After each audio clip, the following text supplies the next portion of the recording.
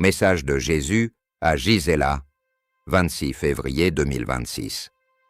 Je te dis qu'au dernier jour, au grand jugement, on verra ceux qui seront à la droite du Fils de l'homme et ceux qui seront à la gauche. Quand je viendrai comme juste juge, je répondrai, comme vous avez fermé votre cœur aux besoins de vos frères, ainsi je vous ferme les portes du royaume. Ce que vous n'avez pas fait, au plus petit d'entre vous, vous ne me l'avez pas fait, et avec une gravité plus grande encore, parce que vous me connaissiez, ainsi que mon évangile et la loi.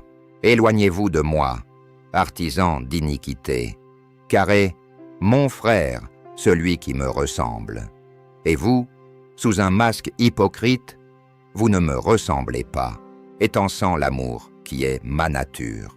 Voici en quoi consiste la ressemblance dans l'amour. Amour très parfait dans le premier-né parmi les frères. Amour devenu le plus parfait possible chez les frères du Christ et dans la foi. Celui qui ne vit pas dans l'amour et, en pratiquant des œuvres d'amour, n'est pas frère du Christ, qui a aimé jusqu'à mourir pour ses frères, n'est donc pas son cohéritier. Ceux qui ont été appelés ne sont pas restés et ne restent pas, sourds à l'appel et ne se sont pas lassés de le suivre. Au contraire, avec héroïsme, ils sont allés et vont encore sur ses traces. Ils ne sont pas tombés dans le découragement si l'amour pour le Seigneur fut pour eux une suite d'épreuves et de peines. Ils ne se sont pas crus et ne se croient pas moins aimés si Dieu a permis que des hommes et des événements s'acharnent contre eux. Au contraire, connaissant celui qui les a appelés, son amour et sa miséricorde, ils le sentent père et frère même aux heures les plus douloureuses, et, se fiant au Christ en qui ils croient fermement, ils accomplissent leur chemin jusqu'au ciel d'où est venu l'appel. Nul ne peut sortir de cette règle s'il veut demeurer dans le degré de gloire auquel Dieu l'a appelé.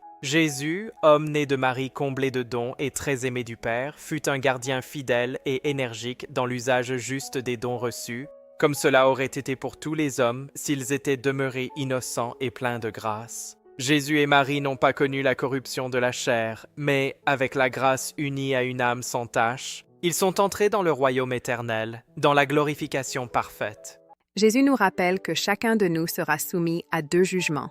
Un jugement particulier, immédiatement après la mort, et un jugement universel, lorsque lui-même reviendra à la fin des temps pour juger tous les hommes. Si, durant notre vie, nous n'avons pas aidé nos frères dans le besoin, nous ne serons pas jugés dignes d'entrer dans le royaume de Dieu. Le jugement portera donc sur l'amour, car Dieu lui-même est amour, c'est sa nature. Celui qui a l'amour dans son cœur ressemble à Dieu. Celui qui accomplit des œuvres d'amour est son frère. Celui qui vit dans l'amour est capable aussi de donner sa propre vie, de mourir pour les autres, comme Jésus l'a fait pour nous. Les premiers apôtres, après la mort de Jésus et après avoir reçu l'Esprit Saint, commencèrent 3 activités. Ils annoncèrent l'Évangile à tous les peuples, aidèrent les nécessiteux et furent missionnaires. Au nom du Christ, ils supportèrent toutes sortes d'épreuves, la prison, la flagellation, les coups, l'expulsion de Jérusalem. Mais ils supportèrent tout avec héroïsme, parce qu'ils avaient connu Jésus, compris qu'il était le Fils de Dieu. Jésus nous dit dans ce message que le même sort nous attend, nous, ses nouveaux apôtres. Rien ne doit nous faire douter de son amour, même lorsque la vie nous soumet aux épreuves les plus dures. Nous devons continuer avec confiance notre chemin qui nous conduira à notre patrie céleste, d'où nous venons. Jésus rappelle que lui et sa très douce mère n'ont pas connu les effets du péché, demeurant innocents, parce qu'ils sont demeurés innocents et pleins de grâce, dans l'amitié de Dieu le Père. Et que le même sort nous aurait été accordé si nous étions restés purs et dans l'amour de Dieu. Jésus souligne l'un des 3 piliers de ce temps de carême, l'aumône.